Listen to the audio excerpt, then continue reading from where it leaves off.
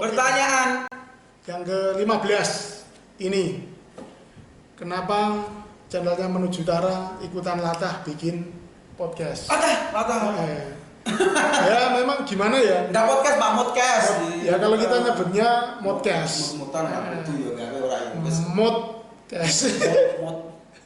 Ya bukan ikut-ikutan latah, tapi memang karena daripada channel yang sudah kita buat ini sepi, kan eman-eman. Dan apa itu kan karena ada pertanyaan-pertanyaan, jadi kalau kita buat dipublis aja gimana gitu. Seperti itu. Jadi ya seperti dari pertanyaan teman-teman ini yang kita rangkum ini kan ada 21 pertanyaan yang kita suka ini, ya kita publis saja di Modcast Menuju Utara ini. Yes. Jadi bukan karena latah, sekali lagi bukan karena latah, tapi timbang channelnya sepi, nganggur kan eman-eman sih.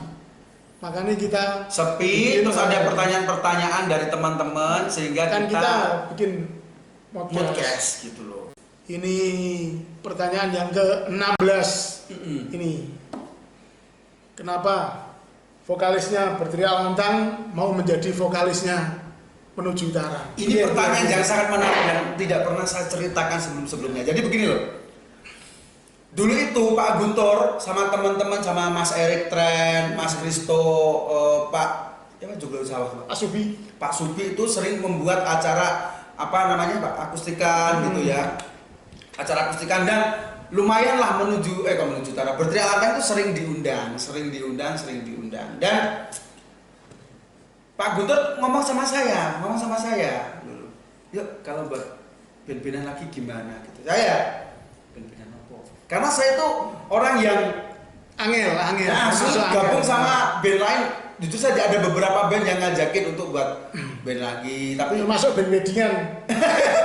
ya terus kan saya kan juga nggak begitu kenal sama Pak Guntur gitu. Saya nggak benar-benar tahu. Sekedar tahu dalam event. Tapi setahu saya Pak Guntur ya memang dolan. Mungkin Pak Guntur suka perform musik sehingga dia buat acara di Joglo Sawah.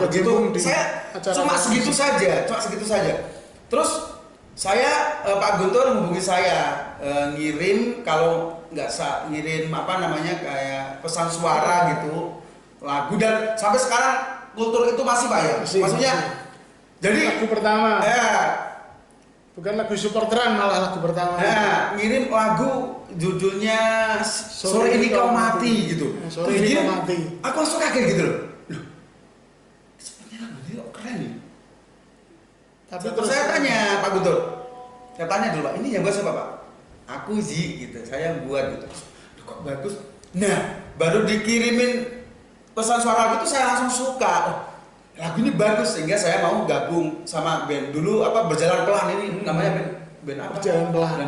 Ya nanti kita ya cobalah kita kumpul-kumpul dulu, jagang-jagang dulu, nanti kita rekaman lagu ini gitu. Terus itu lanjut, saya belum kenal Pak Guntur benar, saya benar-benar nggak kenal Pak Guntur gitu. Terus ada lagu Berjanjilah Demi Macan Muryaku, waktu itu mau di-record di Gap Studio, mau direkam di situ. Nah, setelah jadi lagu itu di tag 2 kali Pak ya? 2 kali. Di Semokerset Record sama Gap Studio. Dan lagu Sore Ini Kau Mati direkod di Semarang. Di Strato. Di Strato Studio, Pak Adi Uban yang. Jadi memang waktu itu masih seneng ngeceh-ceh duit. Dan basisnya waktu itu Afif dari It. Ya sekarang saya nggak tahu dia. Masih Zadcore. Mungkin sekarang ikut blues-bluesan. Blues. Nah, baru setelah lagu Sore Ini Kau Mati sudah Berjanjilah Demi Macan Muryaku, baru saya jagung-jagung sama Pak Erik Tren gitu. Sama Erik Tren yang sekarang punya Komunitas Blues itu yang dipajang itu punya Tren Kopi. Silakan teman-teman mampir ke sana. Dan Pak Erik ngomong, dan ada teman yang lain ngomong kalau Pak Guntur itu rupanya dulu pentolannya band Ibarat Sekata. Kalau nggak pentolan kan cilor. Dan ngomong, wah Pak Guntur itu begini-begini, pantesan buat lagunya bagus. Baru kenal waktunya lama loh. Hampir 6 bulan saya baru kenal Pak Guntur. Saya bodoh aja. Itu bodoh atau gimana Pak ya? Saya tiba-tiba dikirimin lagu, saya tertarik terus saya gabung gitu loh. Enggak mikir biasanya kan ngapain dulu Ya kadang kan mikirnya bikin band, bikin karya kan buang-buang waktu, buang-buang tenaga sih. Benar-benar. Belum lagi kalau kita nggak klop sama personilnya kan iman-iman. Iya. Seperti itu. Dan lanjut setelah apa namanya? Setelah kenal kalau Pak Guntur itu pentolan dari band Ibarat Kata yang sekarang sudah ditinggal dan tidak berkarya lagi. Saya nggak tahu. Asli saya ngomong nih. Dan memang kebanyakan saya telusuri, memang saya eksperimen sih Pak, apa namanya Pak? Menelusuri. Ya menelusuri. Menelusuri. Ya, kayak wong hilang. Nah, karya-karyanya Ibarat Kata itu kebanyakan yang buat Pak Guntur. Terus saya cari informasi lagi, Pak Guntur rupanya dulu itu memang ya dunianya dunia persporteran gitu, dan pantesan dia berlagu tentang supporter kok bagus gitu loh. Jadi saya rasa aja sih saya itu kalau menilai lagu tuh nggak kebanyakan mikir gini, wah ini liriknya terus begini enggak, liriknya tuh gamblang, dan kalau hati saya bilang bagus ya bagus sudah gitu aja. Ini ya. Termasuk kan sanjungan adalah teror loh sih. Sanjungan adalah teror. Sanjungan itu racun Pak ya, sanjungan itu racun. Dan semoga gak jadi racun, iya, tetap bersinergi gitu loh. Kita Bansrok sinergi. Iya, Bansrok bersinergi. Ya memang apa yang diungkapkan Mas Haji kan bisa dijelaskan sendiri sama yang bersangkutan. Karena memang banyak yang tanya ketika di warung-warung kopi, di angkringan, Mas kok iso sih Mas Haji gelem melu menuju utara, padahal kan dia terkenalnya kan frontman berteriak lantang, dan kita tahu sendiri kan waktu itu berteriak lantang itu sangare kaya apa, waktu isih ana tulit-tulite lho. Wis ana tulit-tulite wis pakai sequencer itu menurutku wis ora sangar. Ketika berteriak lantang tanpa tulit-tulit wis ora sangar. Mending bubar. Mending bubar. Wis bubar apa? Oke, seperti itu. Gara-gara menuju tanah berkata bubar. Pertanyaan berikutnya nomor 17 ini. Membagi waktu, soal membagi waktu ya ini berarti ya antar player menuju utara. Ini banyak juga ditanyakan untuk dari teman-teman yang baru bikin band, terus kenal saya, terus ngobrol-ngobrol. Mas kok iso wong menuju utara kan kebanyakan wis menginjak usia yang 30 ke atas. Kepala tiga. Kok iso ben-benan, iso bagi waktu dan berkarya. Iki ya aneh sebenarnya. Dijelasno ya aneh. Karena sebenarnya menuju utara itu tidak pernah berkumpul. Berkumpul terus bahas. Jadi akan juga tak ketemu sesasinan. Tidak pernah. Kita sudah podcast ini saya nggak ketemu sama Mas Haji 2 bulan ada. Dan ketemu pun paling cuma say hello. Jadi guyon-guyon yang grup WA. Paling kita kekuatannya di grup WA aja. Jadi jangan disangka teman-teman kalau kita itu sering kumpul, sering membicarakan tentang menuju utara gimana. Tidak pernah sekalipun. Dan kita pun nggak pernah latihan di studio itu nggak pernah. Hampir nggak pernah. Jadi mending kita kumpul. Misalkan pengen kumpul ya gitaran aja, pakai gitar bolong seringnya di rumahnya Haji. Jadi ini Pak, tambahan teman-teman. Jadi begini loh.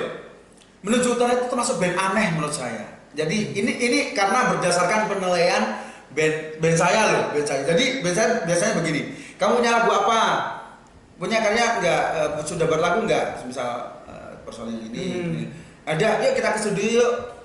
Kita latihan di studio. Kita bener-bener ngapalin urut-urutannya.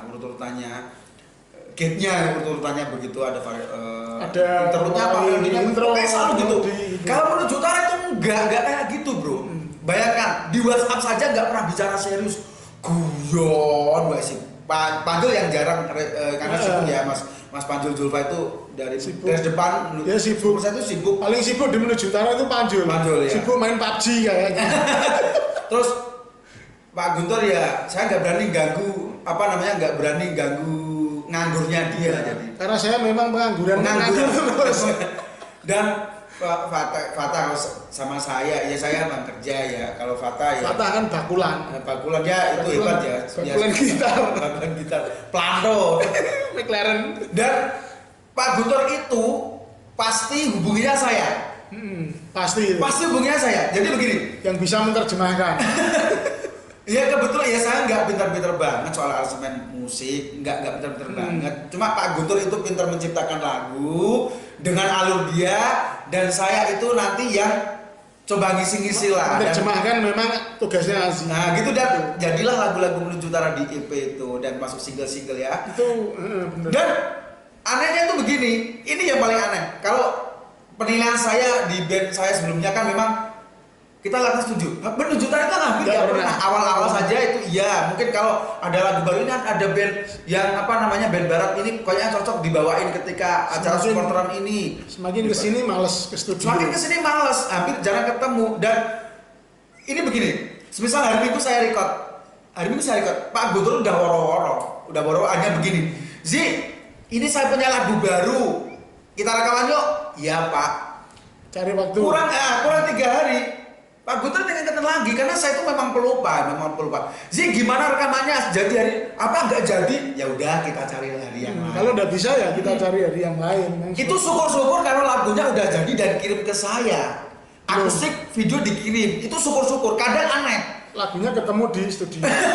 Rekaman hari Minggu pagi katakanlah, malam Minggu itu baru dikirim lagunya. Itu aneh itu. Dan lagunya ya sejadinya dan jadi.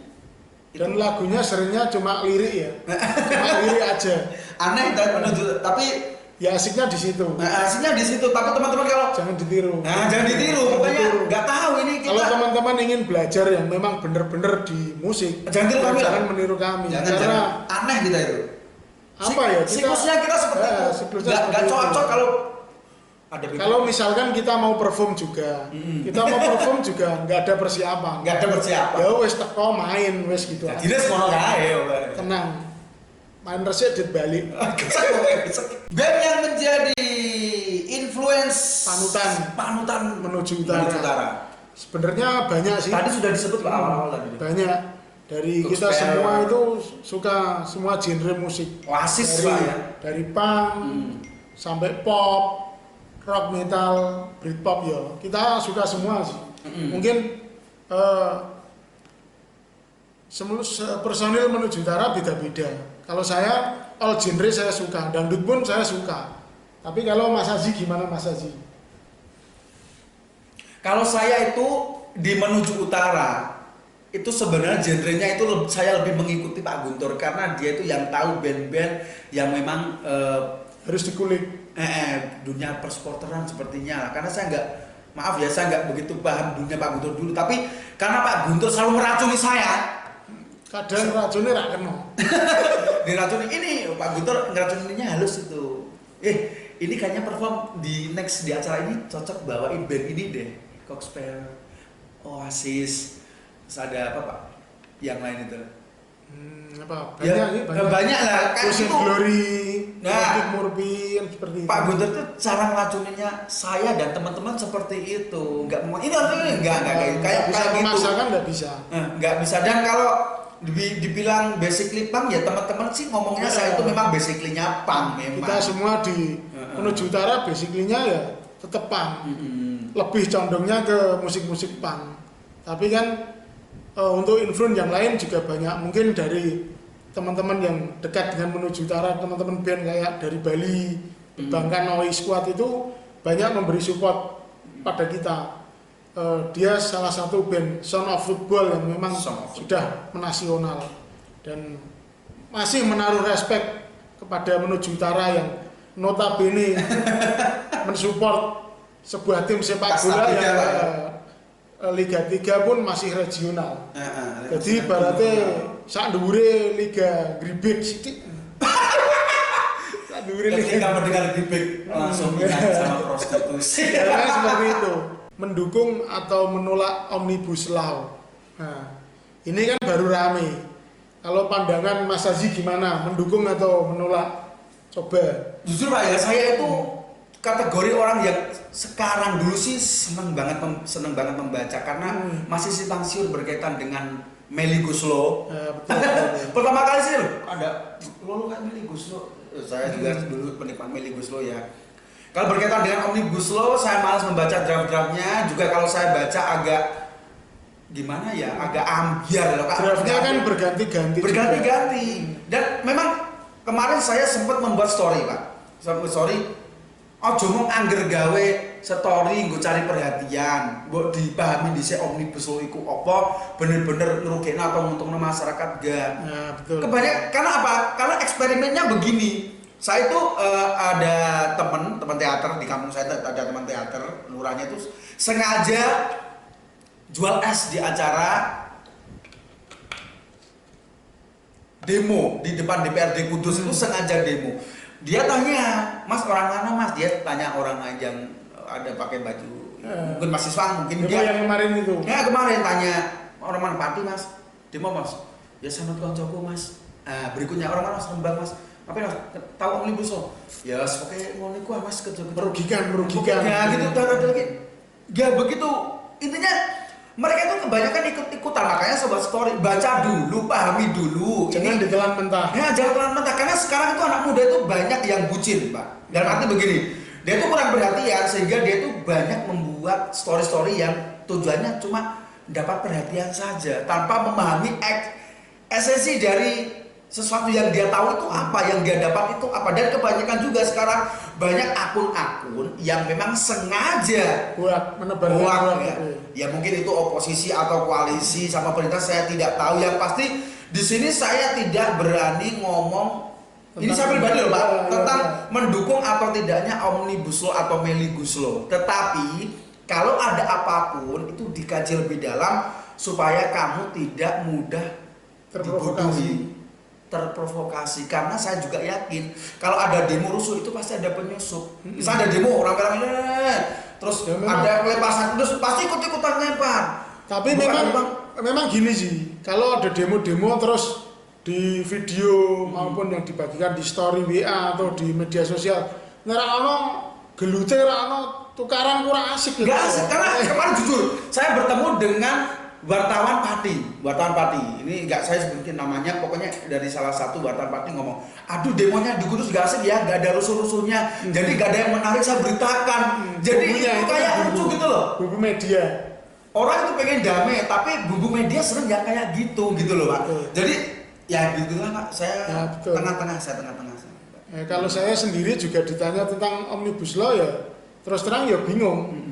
Meskipun saya sering membaca di media sosial, terutama di Twitter ya, itu memang kan kebanyakan kontra. Dan saya sendiri ya memang belum membaca poin-poinnya itu apa aja. Yang saya baca kan cuma selebaran ajakan, dan poinnya omnibus law itu nanti merugikan rakyat yang seperti ini. Dan memang kalau memang benar-benar merugikan ya saya sendiri menolak. Kalau tidak uak tetap saya menolak. Tapi kalau yang dibagikan di media sosial itu ternyata uak ya saya sendiri nggak tahu. Gitu. Terus pokoknya tengah-tengah lah. Ya, nggak berani memutuskan gitu ya. Kalau ngomong di kayak konten seperti ini kan termasuk kita ya miris tentang omnibus law. Nah kita ngomong menolak, ternyata omnibus law-nya bagus.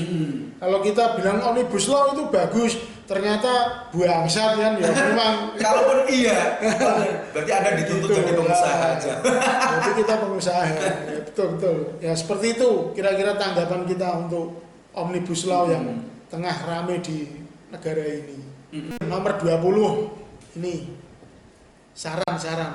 saran untuk kawan-kawan supporter berarti yang mempunyai karya musik. Teman supporter punya karya musik yang masih malu untuk dipublikasikan. Ya intinya pede wae men. Gak usah memikirkan bahwa karyamu ini harus tampil perfect, harus perfect itu jangan. Tapi itu sudah ada punya niat oke loh Pak. Karena dia sudah punya karya. Ya. Jadi bukannya saya tidak kurang cocok atau kurang gimana soal seniman cover ya, bukan cocok. Memang ada orang yang terkenal dengan coverannya. Saya pernah diomong dulu, Mas Aji, kenapa kok nggak cover aja?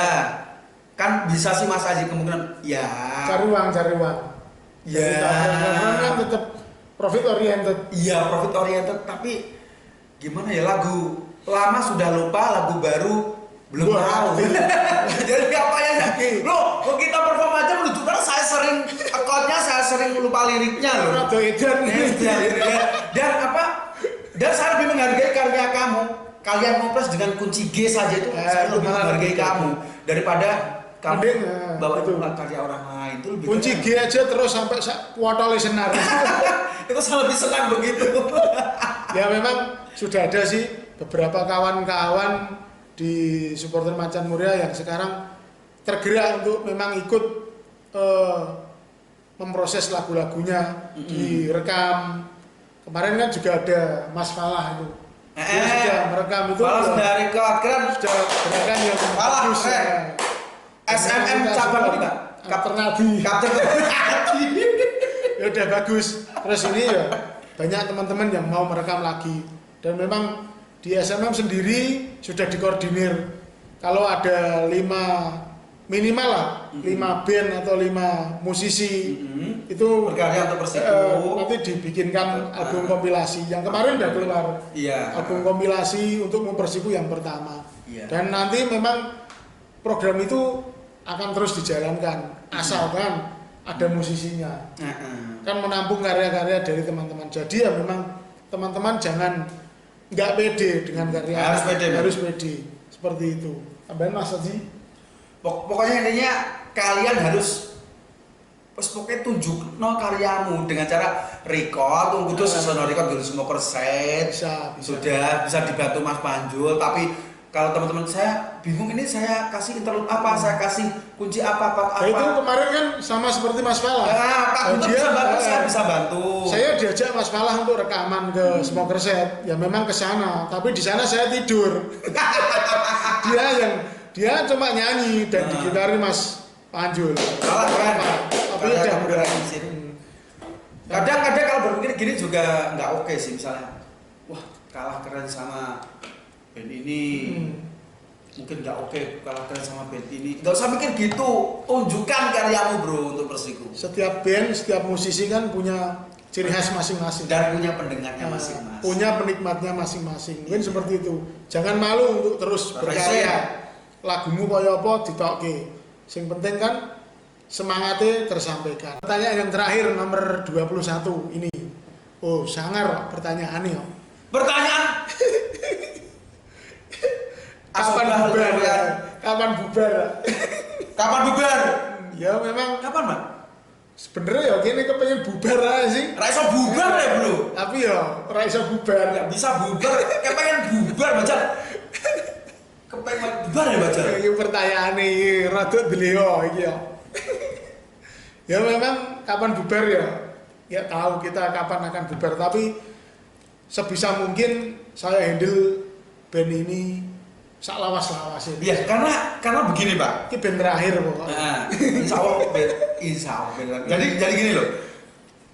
Orang itu kalau punya kesukaan tersendiri, punya hobi tersendiri, itu harus bersyukur. Karena apa? Orang itu selalu punya masalah psikologi, punya masalah kejiwaan, misal pusing, bingung, jenuh, galau dan lain-lain, bisa kamu lampiaskan di band. Dan saya mungkin Pak Guntur, mungkin Fata Panjul mungkin seperti itu. Punya lampiasan daripada lapo-lapo, ayo ngeband menuju utara. Itu semua lapo-lapo. Coba kamu, dan kenapa pertanyaannya orang seniman itu nikahnya lama? Karena apa? Dia masih punya kesenangan lain. Berbeda orang yang tidak punya hobi. Nah, so. Dia hidup, jalan, bisa bicara, sekolah, cari kerja, nikah, punya anak, ngurmati keluarga, mati. Wes. Nah, kene gak mlaku, ngomong, iso sekolah, bogen ngeband, seneng, betul. santai, pose ngeband, santai, nggih karya ngeband lagi. Jadi selama pandemi ya ngebandnya jarang. Tapi kita manfaatkan untuk bikin karya. Kan seperti itu. Dan mungkin karena hobi kita nggak bisa bubar ganti intinya ku. Ya ini kan karena kan kita pengalaman dari band-band kita yang terdahulu. Mengelola sebuah band itu harus bagaimana? Nah itu kita jadikan pelajaran. Jadi pertanyaan bagus ini. Kapan menuju utara bubar? Ya pertanyaan. Oke, seperti itu. Oke, teman-teman di sana yang teman-teman supporter yang tidak, terima kasih sudah menonton sudah menonton podcast ini, podcast dan mungkin ini, video-videonya video-video Menuju Menuju Utara. Utara, dan juga terima kasih yang sudah bertanya kepada sudah Menuju Utara. subscribe, sudah ada rak penting, klik lonceng, subscribe. sudah menyukai, sudah komen. Terima kasih. Dan kalau kalian pengen lebih tahu benar, lebih kenal, lebih dekat dengan teman-teman Menuju Utara, mending gak usah. Jangan gak usah teman-teman, ngeluh. Teman-teman semangat menjadi supporter sepak bola manapun, tim sepak bola manapun, terkhusus buat teman-teman SMM dan Basoka. Intinya support terus tim Persiku supaya lebih baik. Kalau sampai kalah di tahun ini, insya Allah tahun depan terus. Jangan bosan dengan tahun depan ya. Oke. Terima kasih. Terima kasih Pak. Gitu. Terima kasih sudah menonton modcast yang kedua ini. Mungkin nanti akan ada modcast yang selanjutnya. Oke, terima kasih sudah menonton konten kali ini. Selamat berlibur.